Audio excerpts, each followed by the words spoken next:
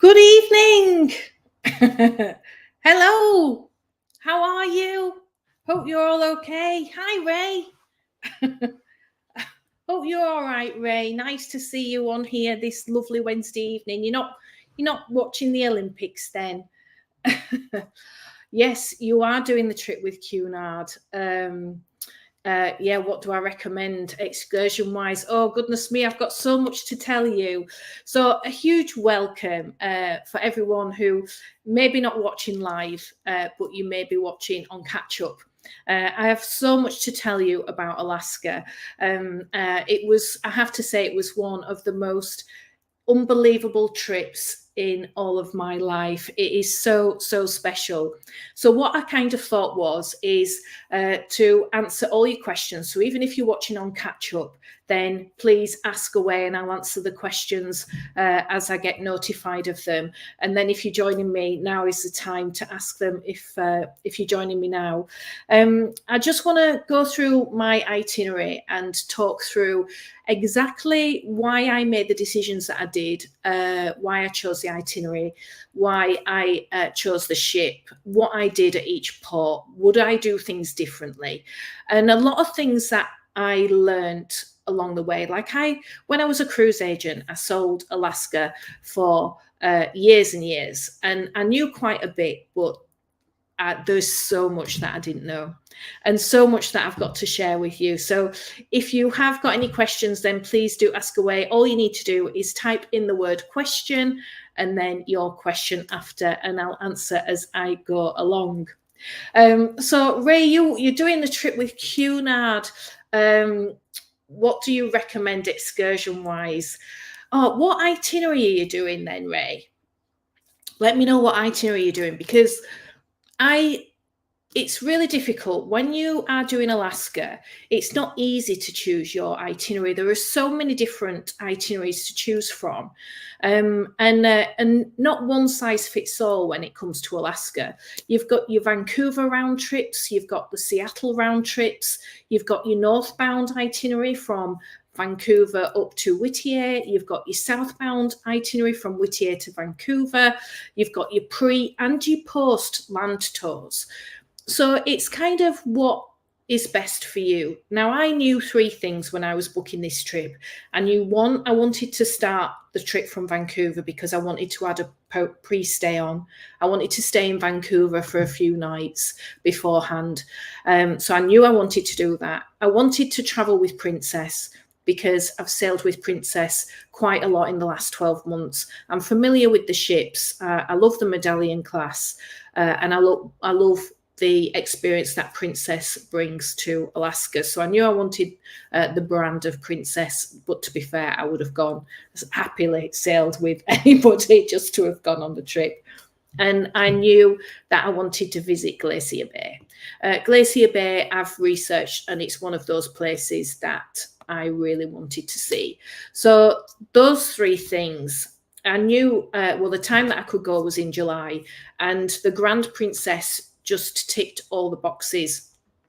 And this was a northbound itinerary from Vancouver, 7 nights, including Juneau, Ketchikan, Skagway, Glacier Bay and College Fjord, and then up to Whittier. Now you can do a 14-night sailing and come back on the southbound trip Whittier to Vancouver.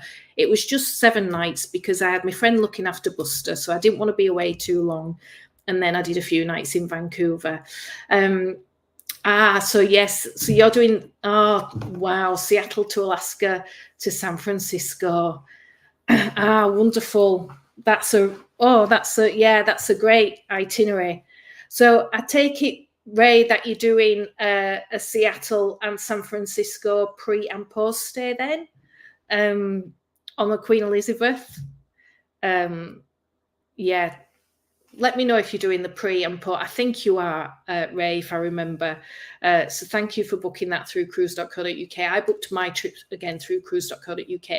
So I did 3 nights in Vancouver. Now, I booked this hotel. So if you're doing a Vancouver stay, then I would recommend this hotel. It was the Sutton Place Hotel. The reason why I chose this hotel was because it's right in the heart of downtown Vancouver.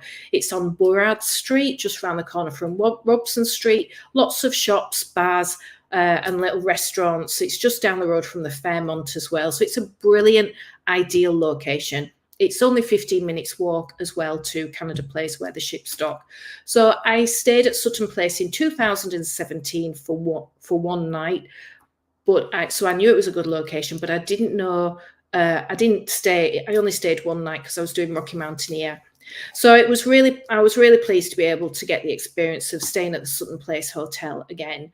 But what to do in Vancouver? So if you are doing a 3-night stay or a 2-night stay in Vancouver, then I would recommend that you do at least one of the following. And I did a whale watching tour and the Granville Island food tour.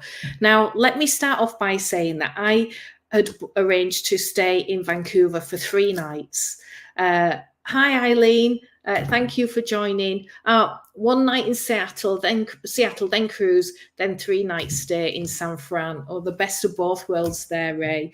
Don't forget, if there's room in that suitcase of yours, then you let me know. I'm sure you won't be taking 38 kilos just for yourself. You let me know. I'll be more than happy to toddle along. So I was in Vancouver for 3 nights. I was traveling out on the 14th of July and I was boarding the cruise on the 17th of July. Now, I would always say, if you are doing a long haul cruise, then you need to be in resort at least 48 hours before your cruise, because I'd arranged for 3 days before, but my flight was cancelled. British Airways contacted me 3 hours before I was due to depart to say flights have been cancelled this day due to staffing issues. So they put me on the flight on the Monday. So I had lost 1 day. So I only had 2 nights in Vancouver. So thankfully, because I was doing a pre-stay, then I was still fine for my cruise. So all that meant was the tour that I was doing on the Monday, I just changed it for the Tuesday. And that Tuesday, I had 2 tours instead of 1 day on the Monday, 1 day on the Tuesday, if that makes sense. So the first trip that I did was through Get Your Guide, and it was the whale watching tour. It was £120 and it was 5 hours. And it was with a company called the Prince of Wales, who are based in Granville Island. Now, Granville Island is a little peninsula off Vancouver. It's only 10 minutes, about £10 in a taxi from my hotel downtown Vancouver. It's a great little place, is Granville Island. It's full. It's got the public food market, which I'll talk about shortly, but it's on the waterfront. So you've got lovely bars, restaurants, loads of little buskers as well. It's a great place to go for a drink or a meal, and it's a foodie heaven. Some fantastic restaurants on Granville Island. So it's a great place to go. So I did the 5-hour tour. You're on a catamaran and it seats 200, but they don't have any more than 95 people, and you go in search of orcas and humpback whales. They say they guarantee to see some whales. If not, they'll give you a voucher to have another trip with them. But if you're only in Vancouver for a couple of days, that's not going to happen. But we did see some whales. We literally left Vancouver up St. George's Strait, and we about 45 minutes in, or maybe an hour in, we saw the first humpback whale. And there was something so special about seeing the blow spout. You could tell it was a humpback because the blow spout went up 10 feet in the air. And it was a very special moment. There's 3 guides as well that come on the tour with you, and they are constantly talking you through where you are, talking about the humpbacks, talking about the orcas. So on a trip like this, they say that you'll hopefully witness humpbacks, orcas, porpoises, and seals. So we didn't see any orcas, but we did see lots of humpbacks. And we also had this special time. Well, it's called mugging, and it doesn't happen very often. It's a strange name. And it's where humpback whales come right to the side of the ship. and they're inquisitive and they're having a little look around, but you felt like you could touch them. They were so close to the ship. And it doesn't happen very often, but it did. And that was incredible. And we also saw a mum and a baby calf, and which was born in February or March, they said. So that was great. And then we went to Lighthouse Park, where the seals were as well. So it was absolutely wonderful, and the scenery was incredible. So I would very, very much recommend, if you are in Vancouver, to do the whale watching tour with the Prince of Wales Company. Included in the price, they also give you as well 28 photos of your tour. So there's a professional photographer on board as well, taking incredible photos, much better than what any of us 95 people could take. And they are in your inbox within 24 hours. So it was really, really special. So I absolutely loved the whale watching tour. When I'd done the whale watching tour, I went straight then to the public market for the food tour. Again, that was booked with Get Your Guide, and it's called a VIP access Granville Island market food tour, and that was £80. And that was wonderful. I met the tour guide at 1:30, and she was only young, but there was nothing she didn't know about the history of Granville Market.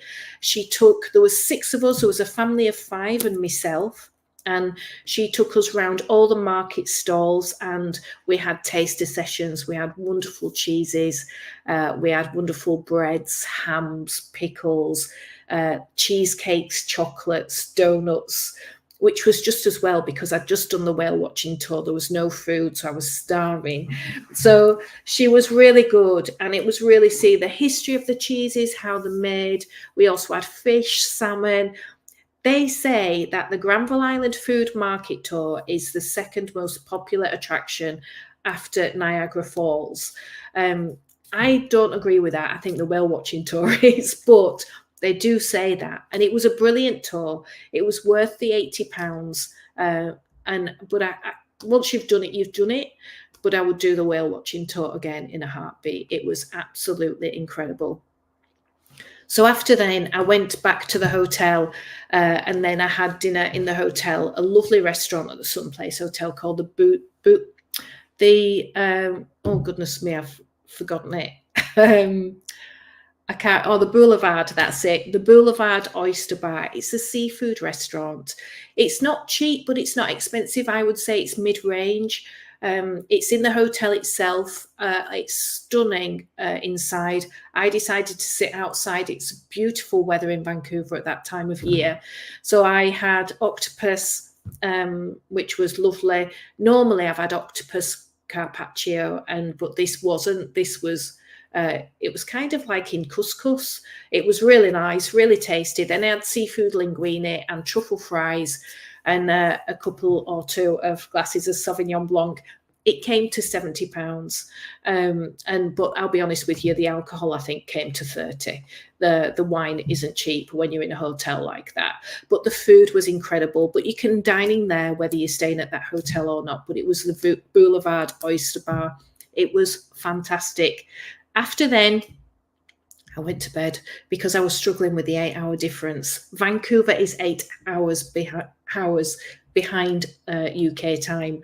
So so I was struggling with that a bit.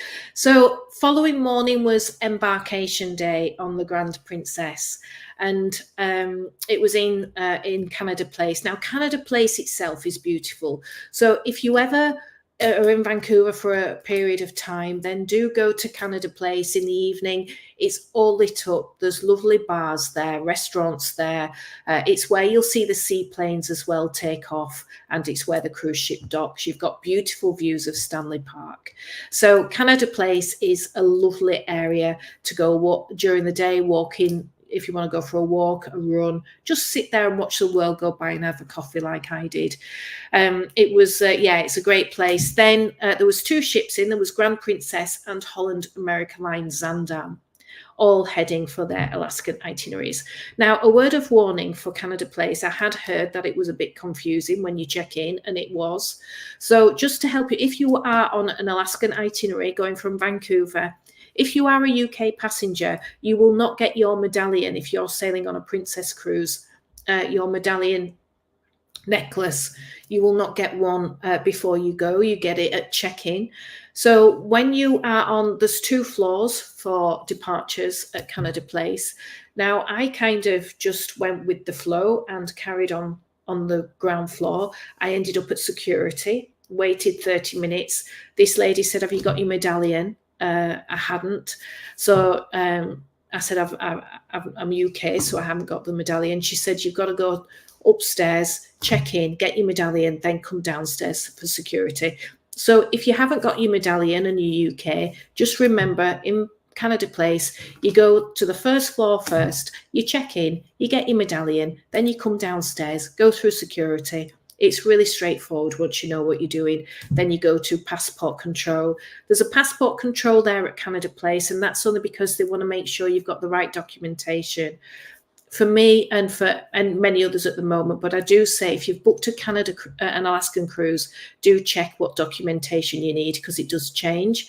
But at the moment, I needed an ETA visa, Canadian visa, which was £7, and I also needed a USA ESTA visa, which was $12, as we know Alaska is United States.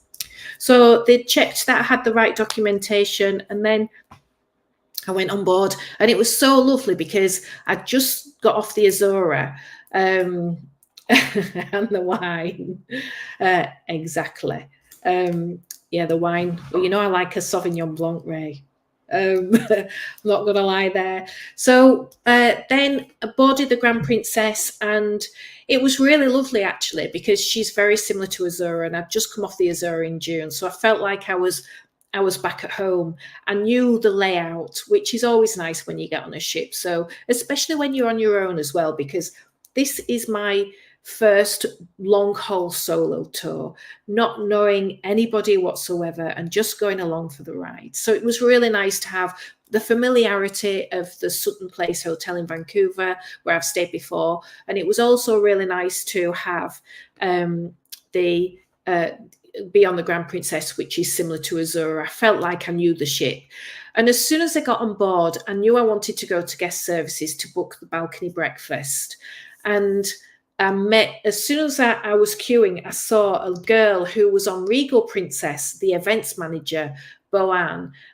She was there, and she was on Regal Princess with me last year. So it was really nice to see a friendly face, and it was really nice to catch up with her. But the Grand Princess, has anybody else been with Princess? Because I need questions on Princess. Princess are fabulous. So the ship itself was lovely. I was in a balcony cabin. I would always say, even more so now, if you are booked to go to Alaska, then to book a balcony cabin if you can afford it, afford the extra. I spent more time on my balcony on this cruise than I have on any other because of the times of the scenery, which I'll talk more about. But the balcony is so worth it, definitely. I was on port side, and I was at the back of the ship on 2 cabins from the back of the ship. I was near the lifts, and I was near the laundrette as well, which made me very happy. Although I did go on this cruise as elite status, which is Princess Cruises' top loyalty level. So they included in one of their benefits is they do your laundry. So it would have been rude not to have took advantage of that. So, did you like Regal? Regal is fantastic, isn't it, Eileen? Yeah, it's she's a lovely ship. Did you do the British Isles itinerary? Because that's what I did. Yeah, the crew on Regal Princess really are amazing. They really are.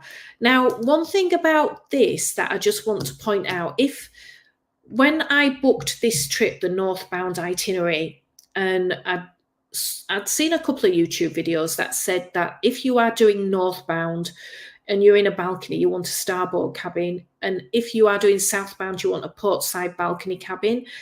Now, I wanted to see for myself if that was the case. And I can be really straight with you to say that it didn't make any difference whatsoever. If you are doing the itinerary that I did, it doesn't matter whether you're portside or starboard. And I'll explain that as we go through each port, but it really doesn't matter. So don't be concerned if you are on the port side or the starboard. For this itinerary that I did, it didn't make any ounce of difference whatsoever. I was just grateful to be in a balcony cabin.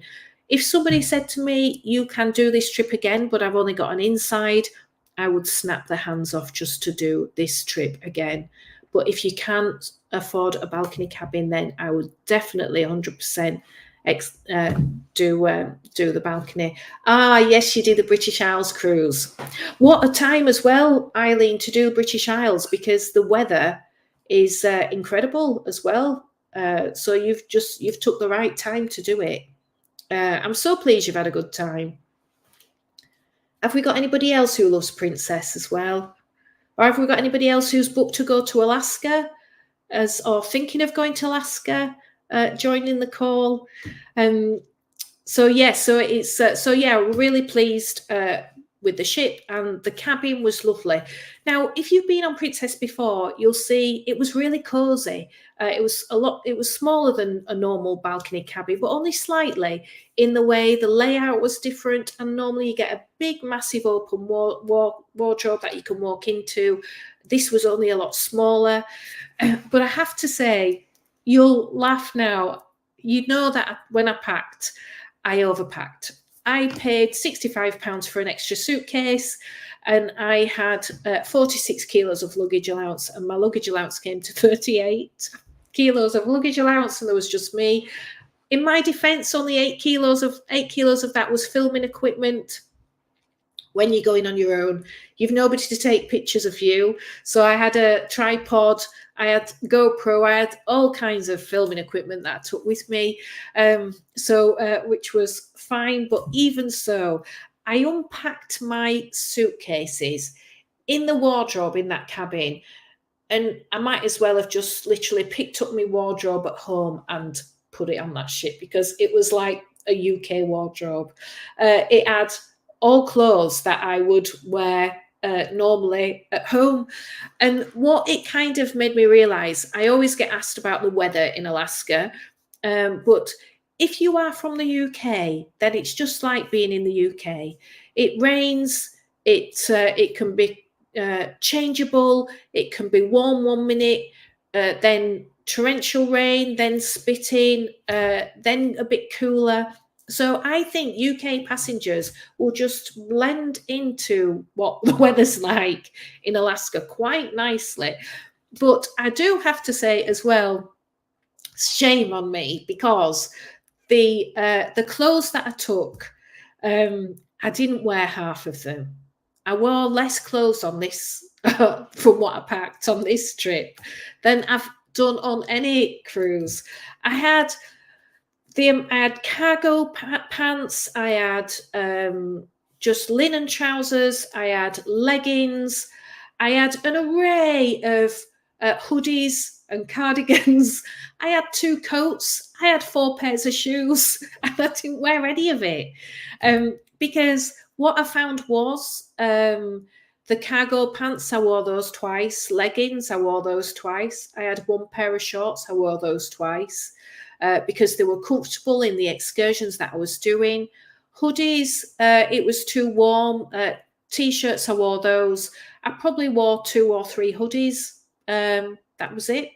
The clothes on an evening, I wore 2 pair of shoes for the whole trip, and 2 pair of Skechers during the day. That's all I wore. In the evening, I had a lovely array of beautiful dresses. I think I wore 3 of them. That was it, because what I found was the ports of call, you're in, for example, Juneau and Skagway till 9 o'clock at night. So if you're out and about exploring, or you're on a trip, you don't get back till 9, then what I'm finding is people are not going then to the cabin, changing, getting dressed for dinner. They're just going to dinner as they are, or going to the buffet restaurant. It's really, really casual on an Alaskan cruise. And people don't necessarily get dressed up as you would on any other cruises I've been on. So for the evening, my beautiful dresses stayed hung up in the wardrobe, and I just wore a couple of casual day dresses that I had. Formal nights, I took 2 beautiful formal dresses. I wore one on the first night. People did dress up, but not to the same extent on an Alaskan itinerary like you would on the British Isles itinerary. So, if one thing that I would do again, I would quite easily be able to stick to 23 kilos of luggage allowance, because there's no way would I pack 7 hoodies, different pairs of trousers, 4 pairs of shoes during the day, 2 coats. I even packed 2 coats. What was I thinking? All these dresses. So yes, please, honestly, especially with Princess as well, they've got a laundrette on board that you can wash your clothes, but I genuinely wouldn't overpack at all. But one thing that I want to show you, this is the best thing that I bought. Never heard of them before, and this is it. And I don't know if you can see that or not. It's a dry bag, and basically it was £16.99 from Amazon, and it's waterproof. And this is a 5 kilo bag, and they do it in 5, 10 and 15 kilos. And this just went over my shoulder, and this went everywhere. So if I was doing a water sport, it didn't matter if anything in there got wet. When I was in Ketchikan, it absolutely threw it down for the whole time I was there. It didn't really matter. It was perfect, just one side over your shoulder, or you can put it as a backpack, and everything was kept dry and completely sealed.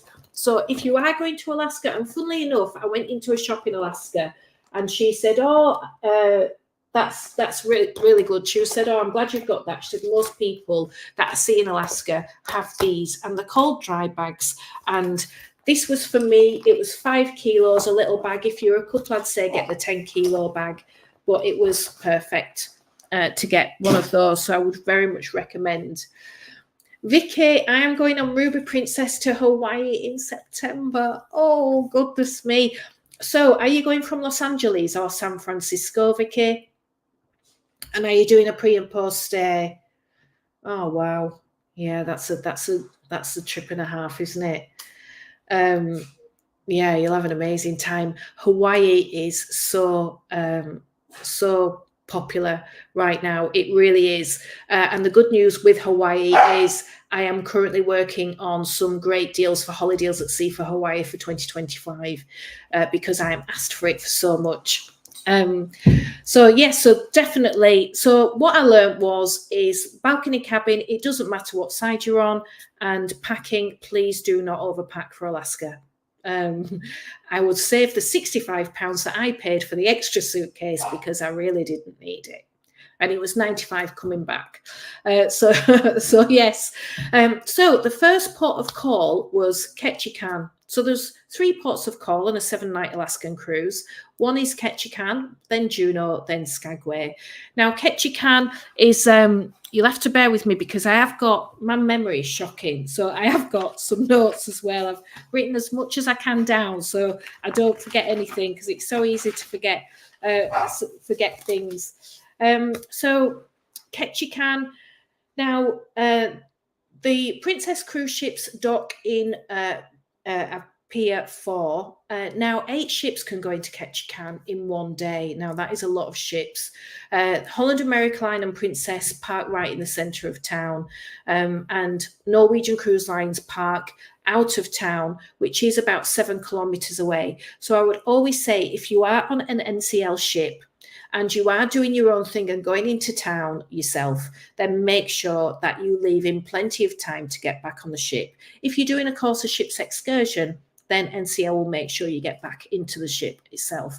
The other ships are tenders as well. But it was really nice to see that Princess, you could just walk off the ship and you're right in the centre of town. Now, when this ship was in Ketchikan, it's normally only half a day. So it arrived at 6 a.m. and it left at 1:30. I booked the Lumberjack show, which was an hour and a half. So I was really pleased with that. So when I got off at 6 o'clock, I was still wide awake early morning. Buster's here. He's barking, bless him. is wanting to know why I'm not playing with his teddies with him. I walked off the ship, and there was 3 things that I wanted to do in Ketchikan. I wanted to visit Creek Street, which had been recommended to me. I wanted also to see where the lumberjack show was, and I wanted to go to Jellyfish Donuts, because apparently if you are in Ketchikan, and it was Sweet Natured that told me about this, is you've got to get a salmon donut. And so those were the 3 things that I wanted to do. So I had a little walk into Ketchikan. Now it's got a population of about 8,000, and it is the salmon capital of the world, of course. So I headed over to Creek Street. Now Creek Street is kind of on stilts, and it's just by the creek, and you can actually see the salmon coming through the creek, which was great. I actually saw a sea otter as well, which grabbed the salmon and dropped it, much to the frustration of the sea otter. And it's full of quaint little shops, and it's kind of like on a boardwalk. And then you've got Molly's House of Ill Repute, because it used to be the red light district years and years ago. So there's a lot of history as well on Creek Street, and there's a lot of history, of course, in Ketchikan. So that was kind of about 15 to 20 minute walk from where the Princess ship was docked. Next to that was the lumberjack show as well, and Jellyfish Donuts. I did search for it, and I found it, and it was literally just a shop across the road from where the ship was. So I did find it. The salmon donuts are absolutely delicious. A warm donut with a cream cheese salmon topping. It was lovely. So you can also, in Ketchikan, you can do the Totem Bite State Park, where it's the home of 14 totem poles, each telling their own story. And then there's the Saxman Native Village, where you can go there. They've got native dancers, and that's where it unravels the mystery and the history of the totem pole as well. So you can do that yourself. I did the lumberjack show. I booked it through Princess Cruises. It was $43. And it's literally, it's a coach tour, but I walked it to the lumberjack show. It's an hour where you've got Olympians and really the best athletes in the world competing against each other, climbing 50-foot poles, doing all kinds of saw competitions. All the audience gets involved. They're all cheering on your favourite lumberjack. It was a really, really good family entertainment show, and it was an hour. So really, I'm really glad that I did that. It was so much fun. And then I literally walked back to the ship, and the ship was leaving at 1:30. So that worked out perfectly. If you are going to Ketchikan, one excursion I wish I'd have done that I didn't, and that's only because of budget-wise, because I'd spent a lot of money on Skagway and Juneau excursions. I didn't go to town on Ketchikan, and because it was only half a day, I only did the lumberjack show. But it's the Deadliest Catch boat tour. Now, everybody that I'd talked to later on that day had done that, have said it was absolutely incredible. I know the Deadliest Catch has got a TV program on Discovery Channel, which is apparently so good. I've never seen it myself, but I will be doing from now on. So the Deadliest Catch boat tour, I think it's about $250, $300. But apparently it's supposed to be absolutely incredible. So if I was going back to Ketchikan, I would definitely make sure that I would do that again. But the rain in Ketchikan flows quite easily, so it's just like being in Leeds on another summer's day. So I just had my puffer jacket on and my hat, but it was fine. But it was a really nice place. But it was just half a day that you're there. Oh, you're going from San Francisco and you're staying 4 nights in San Francisco as well, Vicky. Wow, fantastic. Oh, so like Ray, an amazing place to go. I've not been, but I would love to go to San Francisco. So it's have you got any plans, Vicky, to do in San Fran? Are you doing that at the, you're probably doing that at the start, are you, or are you doing it at the end? Let me know. What a wonderful trip. So the next day we were in Juneau. Now the ship is in Juneau from 8 a.m. to 9 p.m. And if you are doing your own thing, the ship docks at Franklin Dock as well. Now this in Juneau, I booked the Mendenhall Glacier boat tour. Now there's quite a few trips surrounding Mendenhall Glacier, but what I liked about this, it was $280. It was from 11:30 till 3. And what I liked about this was it was not only were you kind of in a raft on the lake with a guide rowing, doing all the rowing, because I wouldn't have wanted to do that myself. But there's also rapids. It gets a bit rough, and so you enter into quite rapids. So it was kind of a bit of more adventurous as well. Plus, you had a beautiful view of the lake and the glacier, and the houses. Wow, the houses overlooking the lake and overlooking the glacier. They're £2 million plus of these houses. They're absolutely beautiful. They really are. So I would very much recommend. I had a fantastic time. We had a tour guide who was incredible. As we were going through the rapids, they had a photographer on hand to take photos, which you could buy for $20. Tipping is quite customary in, I found on all tours that I went to, they kind of asked for tips, but not openly, but the insinuated. So just bear that in mind. I always took dollars cash with me to tip. That's US dollars, of course, because it's American as well. And also, there's a really nice story that in 1880, two guys, Joe Juneau and Richard Harris, they went in search of gold through a treacherous journey. They'd heard that there may be some gold in Juneau. They did find some little nuggets the size of beans. And then by the end of the Second World War, 150 million pounds worth of gold had been mined in Juneau. And of course, Juneau was founded after Joe Juneau, and is now the capital of Alaska. It's a really lovely place. It's full, of course, as you would expect, jewelry shops. Diamonds International has many shops there. It's also home of the Go Belt tram. Now, if you're not afraid of heights, then I would recommend you do the Go Belt tram. It's $55. It's the most vertical tram in the world, or one of the most vertical trams in the world, and it goes 1,800 feet up Mount Roberts with stunning views of Juneau and the fjord from the top. If you follow me on social media, you will have seen those views. It's stunning. It's about 7 minutes up. There's a tram that goes every 15 minutes, 7 minutes down, of course. The tram holds about 30 people, maybe. So it's a really nice experience. There's a shop and a gift shop at the top, and there's some beautiful trails as well. So you could spend a couple of hours up there. So that's another recommendation. And if you want something a little bit of fun, as well as going around all the shops, the souvenir shops, there's a place, and I'm sure I've mentioned it before, it's called the Red Onion Saloon Bar. This is just like an old-fashioned saloon that you see on the old American movies.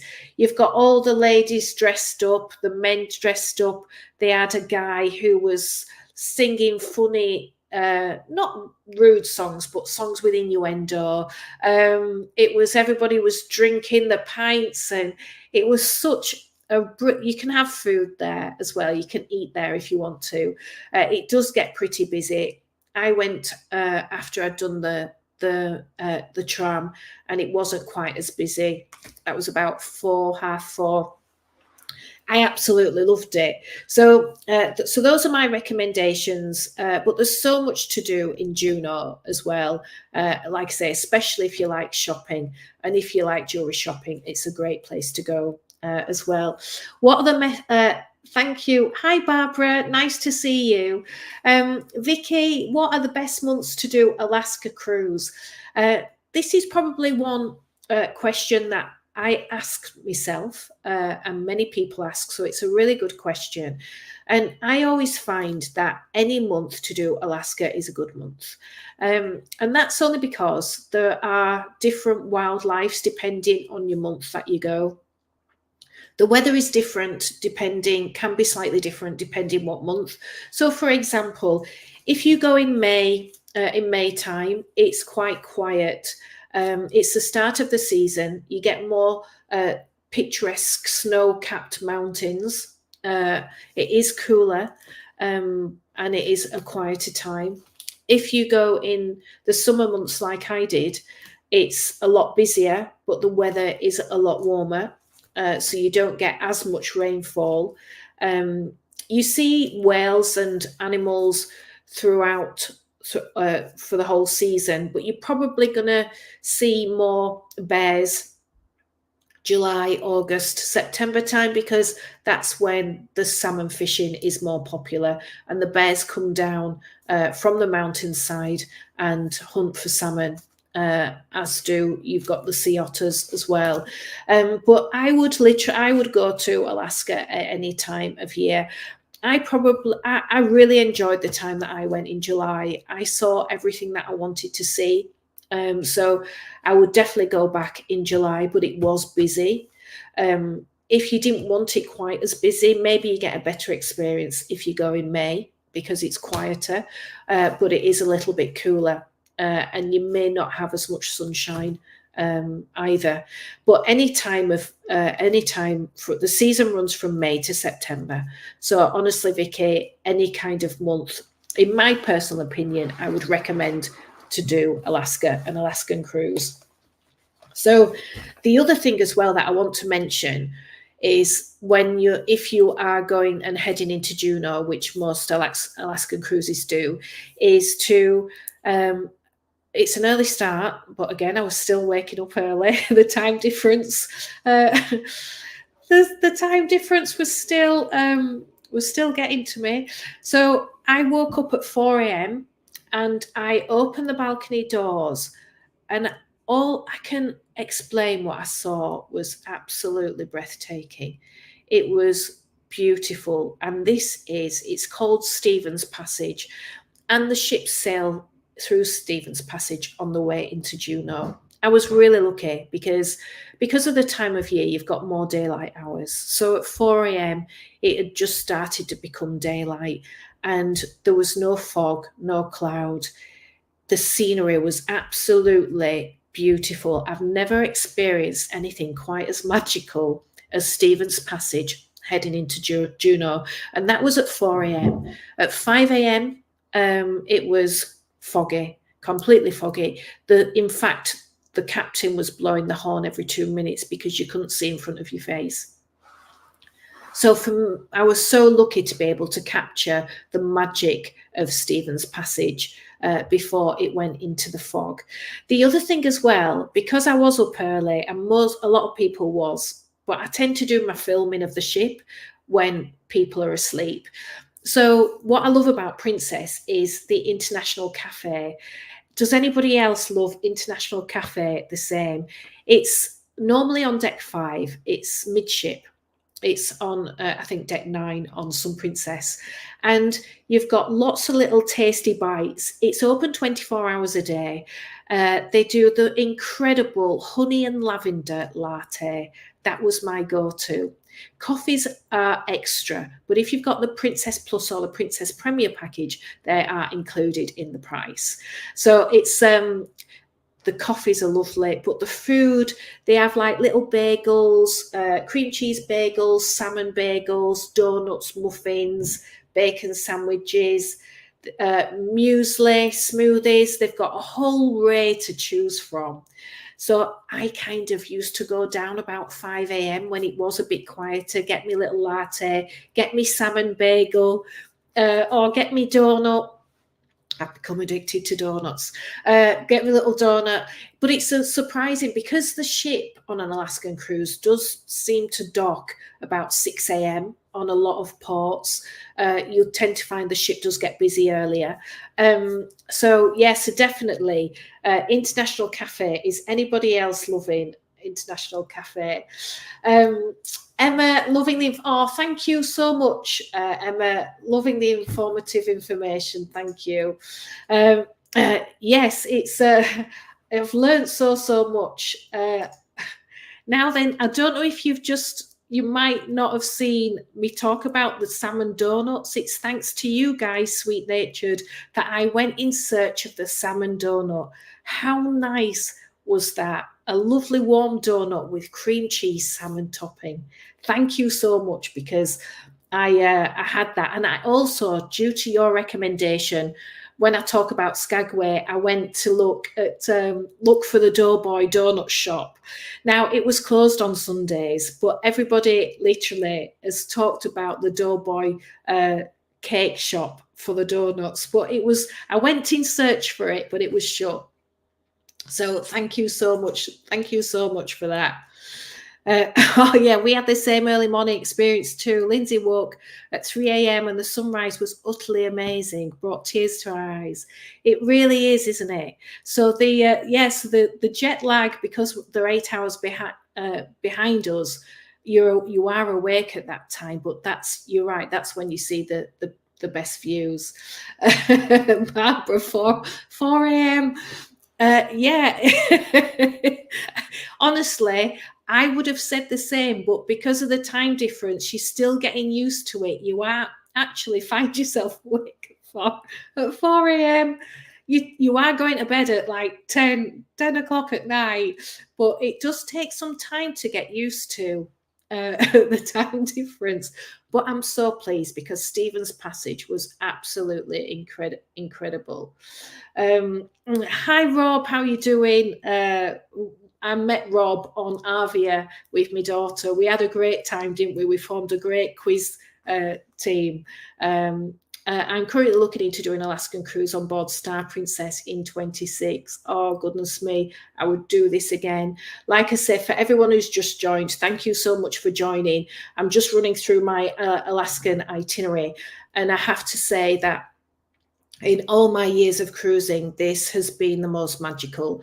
It's been the best experience I've ever had and the best destination I've ever been to. It was really, really special. So I was on the Grand Princess, but whatever ship you're doing, if you get the chance to experience Alaska in any form, then you must do it, Rob. Definitely must do it. Eileen, the chocolate mousse. Now you're talking about the International Cafe now. Yeah, the International Cafe is brilliant. I think it's one of the highlights of sailing on a Princess cruise, because first stop on Princess when we get on. Yeah, it definitely is, isn't it? It's and then for lunch they do like pizzas, they do sandwiches. They do a nice ham sandwich, tuna sandwiches. Again, a wide variety of chocolate cakes, red velvet cakes. They do a massive variety of food. But has anybody had the honey and lavender latte? Because that is my go-to. I absolutely loved that. And let's just say they knew me quite well at the end of the cruise, and they knew at 5 a.m. that here she would be, Holly queuing. Well, I didn't have to queue because it was quiet. Here she comes for a honey and lavender latte. It was lovely. So that was the second day, was Juneau, and the ship was from 8 a.m. to 9 p.m. So then the following morning, we were in Skagway from 6:30 a.m.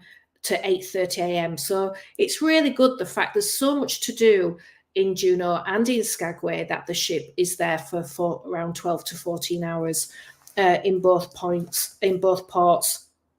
So now in Skagway, most people do the White Pass Yukon train. It's $95, and that's a round-trip train ride up to the White Pass summit and back. There are so many different versions and so many of train rides to do. I didn't do the train ride in Skagway, so I can't say too much more about that. But I know that is on a lot of people's bucket lists, because the scenery, as you know, when you do stunning train ride, I've done them before, absolutely beautiful and a great way to see some incredible wildlife and also scenery. So I would recommend to do that. I would definitely do that if I went to Skagway again. But for me, there was only one thing that I wanted to do, and that was the dog sledding. I have done dog sledding before. I've done dog sledding in Norway, and that was in the snow, and that was very magical. So I knew I wanted to do it again. So so it's dog sledding in Musher's Camp. Now it was $280 again to do the dog sledding. So it includes a tour of Skagway. It's then 11-mile scenic drive up to the bottom of the mountain where Musher's Camp is. Then you transfer from your coach to kind of a 4x4 vehicle that takes you up a scenic drive halfway up the mountain. The scenery is incredible, wonderful waterfalls, streams, and then that's where you get to where the husky dogs. Now, there's 16 husky dogs that take you kind of on a wheelbase sled a couple of miles through the tall grass forest. It's a brilliant experience. These husky dogs, they start doing the dog sled racing from the age of 2 to 3 years of age. This is what they do. They absolutely love it. Their tails are wagging like Billy-O. They are beautiful. They're so friendly. So when we'd done the dog sledding ride, we were then able to get off the little sled that holds about 6 people and be able to cuddle the dogs. But what was really lovely was we then went back down to where the husky baby dogs were, and we got a chance to cuddle the baby huskies. And I had the chance of meeting Firefly, who was a 9-week-old husky dog. He was absolutely gorgeous. He was huge, but he was gorgeous, and you could see just how happy these dogs are. Then they do a talk as well, so they tell you all about the life of a husky dog. They also tell you about the Iditarod race. I didn't really know much about it, but it's a 1,000-mile race that across Alaska that the husky dogs, they do it every year. And there's a $50,000 prize at the end of it. There is normally on a Princess cruise, and I'm sure on others, you'll get guest speakers. And there was a guest speaker, but I was off ship, so I didn't see the guest speaker, but she's been a winner many times of the Iditarod race. So it was really interesting to see about the race, about the husky dogs, and about how happy they are and how well looked after they are. But I have to tell you this story because I really struggled to give Firefly back. But there was, on the way back, the coach driver told us about a woman who had stolen one of the husky dogs. So she was doing what we were doing. She was cuddling the husky dog, and she put the husky dog in her bag.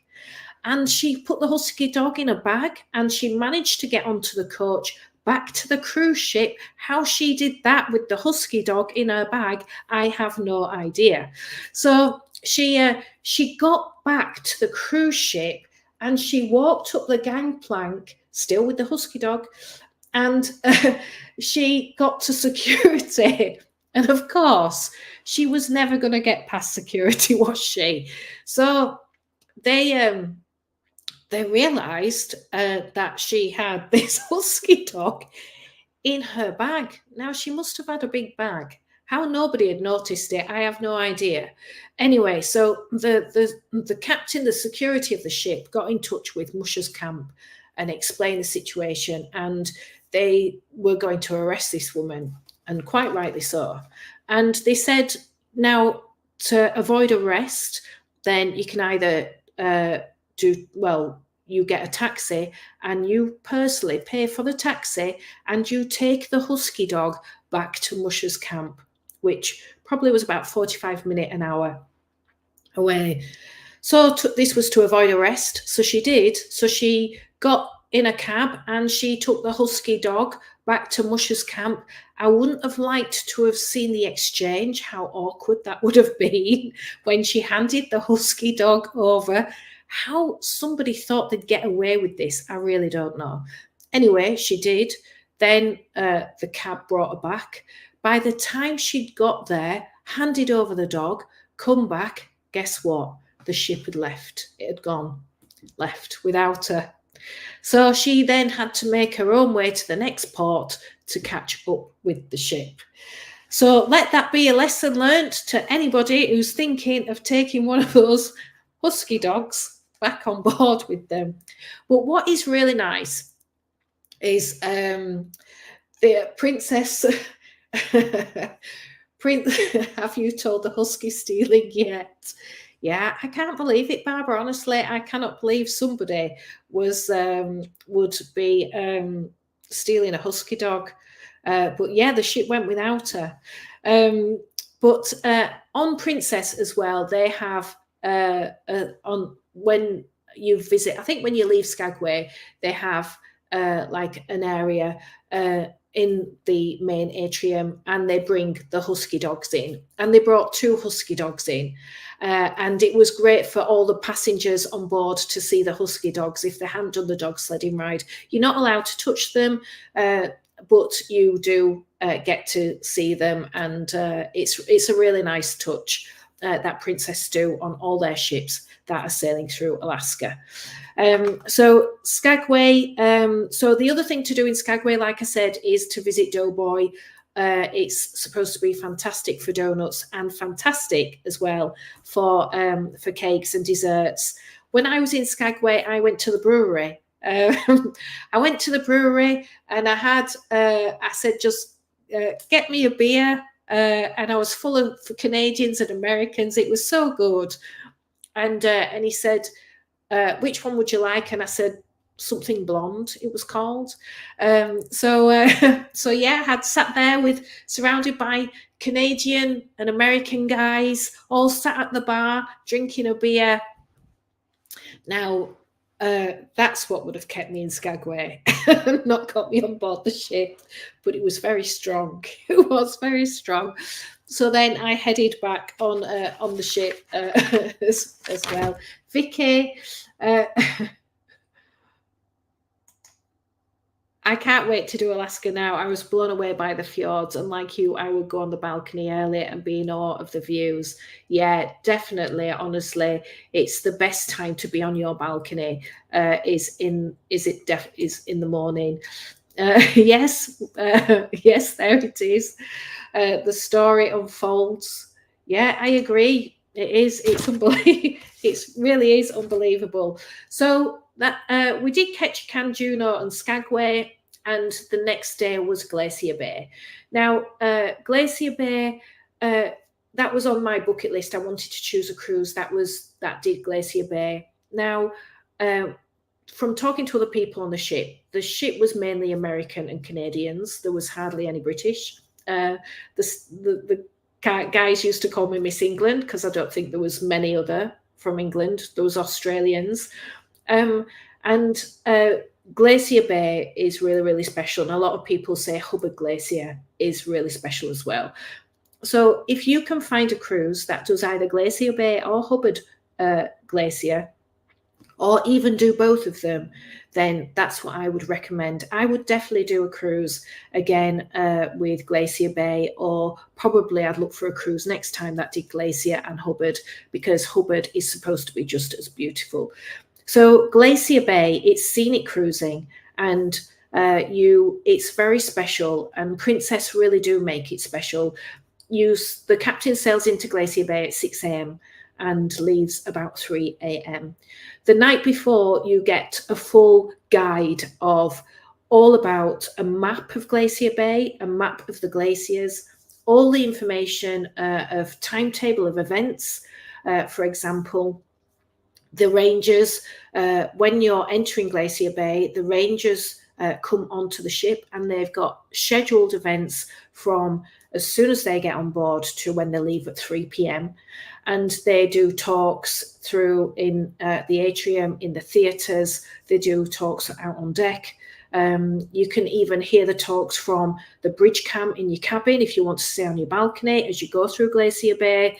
So there is so much information, and Glacier Bay really is fascinating. But this does start the night before, when you get a map and a full program of what's going to happen. Now, one thing I would say to you as well is, Barbara, this is another early start. The ship gets in at 6 a.m. Now, the ship enters Icy Strait first before it enters Glacier Bay, and Icy Strait, where you arrive about 5 a.m. an hour before Glacier Bay. That's where you'll see your most whales. So that's where you'll see your orcas and your humpbacks and your sea otters, for example. So being me, 4:30, I went down to International Cafe for my, yes, honey and lavender latte, with my filming equipment on the back of my back. And I went up to top deck, because I wanted to be able to see the whole surroundings, and to see at 5 a.m. if I was going to see any whales. And we did. We did see one whale, one humpback, which was just pure magical. And then we sailed into Glacier Bay. Now, there are two main glaciers in Glacier Bay, and there is Marjorie Glacier and there is John Hopkins Glacier. Now, they did say that Marjorie Glacier will arrive at 9:30. Now, this is really important. If you're in a balcony cabin, you don't need to worry about whether you're going to see the glacier on port side or starboard side, because as you sail up to Marjorie Glacier, which is it's the Tidewater Glacier, it's about 21 miles long. And it's absolutely beautiful. What happens is that the ship sails up to Marjorie Glacier, which is stunning. Then it does a 360-degree turn, and it stays there for an hour. So it doesn't matter which side of the ship you're on, you will see the Marjorie Glacier. Now, what I wanted to do was, I don't know if you saw on my social channels, I booked a balcony breakfast, and it's a champagne balcony breakfast. It's $50 and it's for 2 people. And you get 6 plates of food, of delicious food, bagels, muffins, donuts, salmon dishes, fresh fruit, and a bottle of champagne. And I know that I kind of wanted, as I was sailing into Glacier Bay, I wanted to I had the image in my mind to sit on my balcony, drink champagne, and take in the wonderful views and the gorgeous, stunning food. And that's exactly what I did. And it's $50 for a couple. Of course, I paid it. There was only me. So it wasn't $25. You still get the same. You still pay the same cost. So I was kind of sharing it with my neighbours, which they were very grateful for. But it was a beautiful setting to sail in Glacier Bay. So that is something that you can do with Princess Cruises. And you can also do the balcony dinner, a champagne balcony dinner. That's $100, and you get a 4-course meal. So if anybody wants to do that, or it's a special wedding anniversary, or it's a honeymoon, you just want the privacy of your own balcony, a butler will come to you. I'll serve you your starter, your main, your dessert. They'll phone you a few days before and ask you, this is the menu. If you want steak, how would you like your steak? And they will talk you through. And it's a real wonderful way of having dinner, especially, like I say, if you're celebrating something special. So I know quite a few people have done the balcony dinner, and they say it's amazing. It's really, really lovely to do. So you get a bottle of champagne sat on your balcony, especially if you're in the summer, because you've got so many daylight hours. So it can be 7, 8, 9 o'clock at night. It's daylight. You've got stunning views, and you sat champagne having a beautiful dinner with a butler and the person you love. But I didn't do the balcony dinner because I wasn't sat with the person I love. It was just myself. So I did the balcony breakfast. But the animals that you get to see in Glacier Bay are humpbacks, bald eagles, puffers, sea otters. We saw quite a lot of sea otters. In fact, I think we saw them, in Ketchikan. I saw them in Vancouver. And yeah, we saw quite a few. We did see one brown bear, and there's also a moose as well. But the main things, we saw a lot of whales. So we're really pleased, because that's one thing that I hadn't seen, and we actually saw an orca as well. And that was the first orca of the trip, and the first orca that I've ever seen. So as you sail through Glacier Bay, you get to Marjorie Glacier about 9:30. You're there an hour, and then the ship then sails onto John Hopkins Glacier. You get there about 11:30. John Hopkins Glacier, to me, is the most spectacular glacier of them all. That was my preferred glacier. I have put some pictures on my social channels, and YouTube videos will be coming on. So this is in Glacier Bay, the Marjorie Glacier and the John Hopkins Glacier. That was absolutely spectacular. That was mind-blowing. It really was. So it was a phenomenal time. Then the rangers, they leave then at 3 p.m. They get off the ship, and then normal entertainment resumes on board, and the normal entertainment program. I have to say, on this particular cruise, the entertainment during the day was the best that I've ever seen, or could I say it was the best that suited me. There were so many quizzes. I'm getting into dance classes. There was a cha-cha dance class.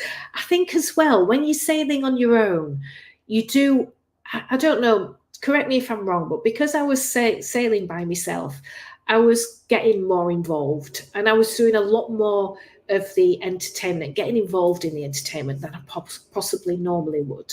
So there was dance classes, there was quizzes. But one thing that I would say on Alaskan cruise that you get more so than any other, and you get inspirational guest speakers. And this was the guest speakers on this particular cruise were incredible. Sadly, I didn't see all of them, but there was one guy that I saw, and I stalked him because he was a most amazing storyteller. He's called Pete Griffin, and he is a wonderful, wonderful storyteller, and he lives in Juneau with his wife. And funnily enough, he used to be a naturalist with Disney Cruises, and he then went to work for Princess Cruises, and he's on board doing back-to-back cruises from April through to September. And there is nothing that he doesn't know about Alaska. He lives with his wife, and what he does is he lives in Juneau with his wife, and the ship docks in Juneau on a Saturday. So he is with on the ship Sunday to Friday. Then he goes home on a Saturday, gets off the ship, goes home, sees his wife, does a few chores, does his ironing, then gets back on ship for another week, only until September. But there is nothing that he doesn't know, and he does inspirational talks throughout the week on the wildlife, all about the glaciers, the history of Alaska. Who'd have known that in 1865, Russia sold Alaska for $7.2 million, and Alaska didn't really do anything with it for years until, of course, the gold rush. But the history, it was so inspirational, and he told wonderful stories of Alaska, and he did a meet and greet most days. So one night I did go and see him. There was only 3 of us, and I had a whole hour with Pete. He's called Lone Ranger Pete on Instagram. He's brought out a couple of books, and I got the chance to talk to him about just questions like when we were going to see the wildlife, and he answered those questions which I've mentioned to you, the side of the ship to be on, and what we can expect entering Glacier Bay and College Fjord.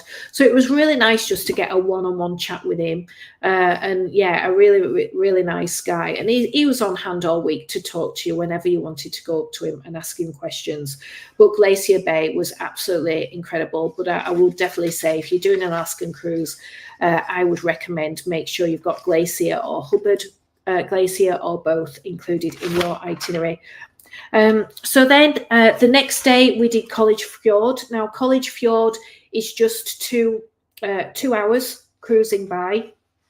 And College Fjord from 6 p.m. to 8:30. There's 5 tidewater glaciers in College Fjord, and again it's 20 miles long, and it was absolutely beautiful. Again, the scenery, the sun was starting to set. It was beautiful. And then at the top of College Fjord, you then get to Harvard Glacier again, which is a wonderful, wonderful sight. It really is. That was the last scenic cruising. Then we got off the following day and we got off in Whittier, and it was a 2-hour transfer through to Anchorage. Now, a lot of people were getting then on the train. They were doing the land tour and going off to Denali. So you can do the Denali land tour before or after the cruise. But I would have loved to have done that. But I was away for 12 days as it was, and I was leaving Buster, so I couldn't be any longer. But I would definitely recommend a land tour if you are doing Alaska, but it is quite pricey, so I guess it depends on budget as well. So I think I've covered it. The transfer as well to Anchorage Airport was £50, and that was arranged through Princess. So overall, I have to say, I didn't realise it's now 8:10. I didn't realise once you get talking, I don't shut up. But it was absolutely incredible. And the highlight, I think, for me was Glacier Bay for sure. It was the dog sledding for sure. And it was also going through Stevens Passage. I mean, it was all and the whale watching tour in Vancouver, but it was all incredible. It was a holiday of a lifetime. It's been on my bucket list for years. I would love to do it again. I probably won't, but it was absolutely incredible, and it was quite emotional. And when we were cruising through Glacier Bay, quite a few of us quite emotional about the scenery. Never experienced. I've done the fjords, and that's amazing. But Alaska really is something else.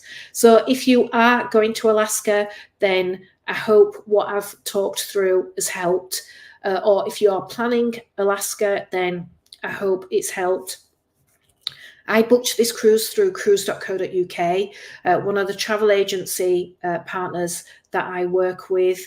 I also have in my Facebook group, Hollydaysatsea, got lots of Alaska itineraries for 2025 and 2026. So head on over to there if you do want to have a look at an Alaska trip as well.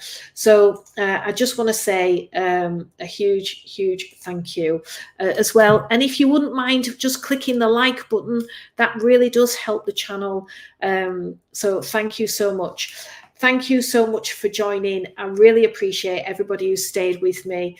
Thank you so much for all your comments as well. Diane, would you advise doing the flights through the cruise company for an Alaskan cruise or your own to have control over how many stops and flight times? I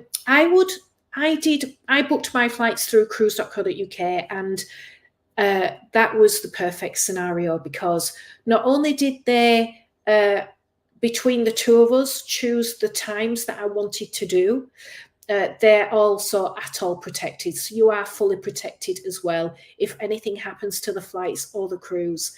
If you book, what I've noticed, and I noticed as an agent, if you booked the flights through the cruise line, you don't tend to have much control over the flights and the stops. So by going through cruise.co.uk, I had control over the flights and the stops, and then I was just charged accordingly. And I also had the protection, the atoll protection as well. So I would definitely, Diane, book through and do what I did. Brilliant. Thank you. Thank you. So I have no idea either, Ray. I have no idea either. But thank you so much for everybody who has joined, and for anybody watching on catch up. If you have got any questions, then please do ask away, and please don't forget to like this live stream. I really appreciate it, because like I say, it does help the channel. So that is me over and out. If you've got any more questions, then you can also get in touch with me on Facebook, Instagram, and also Hollydaysatsea Facebook group, or you can email me at holly@hollydaysatsea.co.uk. Thank you so much. Enjoy the rest of your evening. And as always, I really do appreciate your support. Bye for now.